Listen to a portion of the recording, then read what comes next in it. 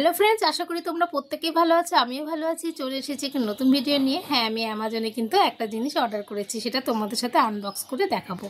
হ্যাঁ, বেশি দিন টাইম লাগেনি, 3 থেকে 4 দিনের মধ্যেই কিন্তু আমাকে ডেলিভারি দিয়ে দিল। তো আমি এখানে অর্ডার করেছিলাম দাওয়াতের বাসমতি রাইস। এই দাওয়াতের বাসমতি রাইসটা কিন্তু খুবই ভালো। এটা যে কোনো কিন্তু রেসিপি ট্রাই করা যায়, আর এটা প্রচণ্ড বাড়ে। তাহলে তোমাদের প্যাকেটটাকে খুলে দেখায়। প্যাকেটটাকে আমি কেটে নিচ্ছি।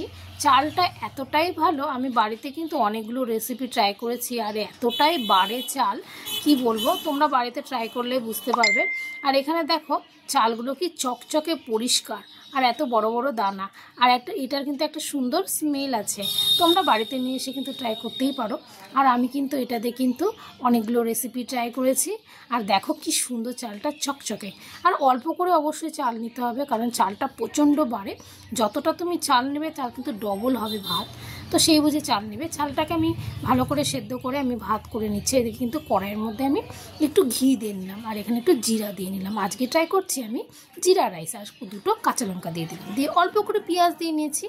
নিয়ে কিন্তু আমি প্লেন করে জিরা রাইস তৈরি করে নেব, আর খুব বেশি উপকরণ দিলাম না। আর অল্প করে কিন্তু ভাত দিয়ে দিচ্ছি। দেখো চালটা দিয়ে ভাত এত সুন্দর হয়েছে, ঝরঝরে হয়েছে। আর এটা কিন্তু খেতেও খুব টেস্টি হয়েছে। আর অবশ্যই একটু কারি পাতা দিয়ে দিলাম। কারি পাতা দিলে কিন্তু জিরা রাইসটার টেস্টটা 4 গুণে বেড়ে যায়। আমি ভালো করে এটাকে ফ্রাই করে নিচ্ছি। ফ্রাই করে নিলে কিন্তু আমাদের জিরা রাইস রেডি। বেশি কিছু উপকরণ লাগে না। তোমরা এখানে চিনিও ট্রাই করতে পারো, আমি কিন্তু এখানে চিনি দিইনি, আমি কিন্তু লবণই দিয়েছি। আর দেখো কি সুন্দর লাগছে। আর এটা কিন্তু খেতে খুবই টেস্টি হয়েছে। শুধু যে দেখতে সুন্দর হয়েছে তা না, এটা খেতে খুবই টেস্টি হয়েছে। আমি বাড়িতে ট্রাই করেছি। আর যারা যারা ভাবছো ট্রাই করবে, এই চালটা কিন্তু ট্রাই করতেই পারো, কিন্তু পরিমাণ খুব কম লাগে। ভালো লাগলে ভিডিওটি একটু লাইক করে দিও। সবাই পাশে থেকে